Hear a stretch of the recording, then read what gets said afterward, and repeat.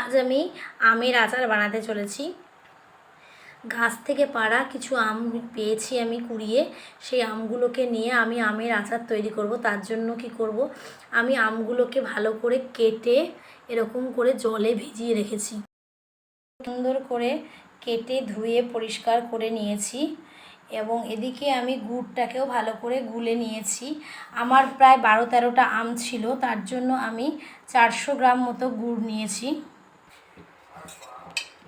কড়াইটাকে গরম করে আমি এর মধ্যে একে একে বিভিন্ন মশলাগুলো দিয়েছি। আমি শুকনো লঙ্কা দিয়েছি, মৌরি দিয়েছি, 1 চামচ করে সব দিয়েছি, জিরে দিয়েছি, সর্ষে দিয়েছি এবং 5 ফোড়ন দিয়েছি। এবার আমি এগুলোকে ভালো করে নেড়ে নেব। নেড়ে আমি মশলাটাকে বানিয়ে রাখবো। আমি কড়াইতে একটু সর্ষের তেল দিয়েছি, দিয়ে তার মধ্যে শুকনো লঙ্কা এবং 5 ফোড়ন দিয়ে এবার আমি আমগুলোকে এর মধ্যে ঢেলে দেব। এর মধ্যে আমি 1 চামচ মতো লবণ দিলাম। এবার যে আমাদের গুড়ের গোলাটা ছিল, সেই গুড়ের গোলাটা আমি এর মধ্যে দিয়ে দেব। আমি সেই গুড়ের গোলাটাকে এর মধ্যে ঢেলে দিয়েছি। এবার নাড়াচাড়া করে ফোটা পর্যন্ত অপেক্ষা করব। দেখুন আমগুলো ফুটছে, যতক্ষণ না একেবারে গা মাখা মাখা হয়ে যাবে ততক্ষণ আমাদের কুক করে যেতে হবে। আমি এর মধ্যে 1 ঢাকনা ভিনিগার অ্যাড করলাম। ভিনিগার দিলে আচার অনেক দিন পর্যন্ত ভালো থাকে।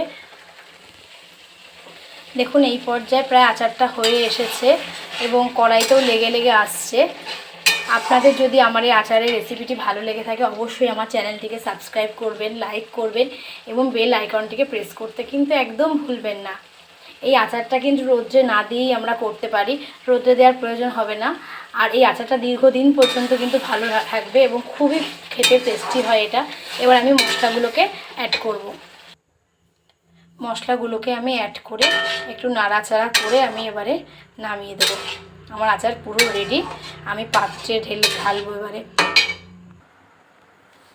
দেখুন আমার রেডি হয়ে গেছে টক মিষ্টি আমের আচার, রৌদ্র ছাড়া, কোনো রৌদ্র না দিয়ে আমি আমের আচারটা বানিয়েছি।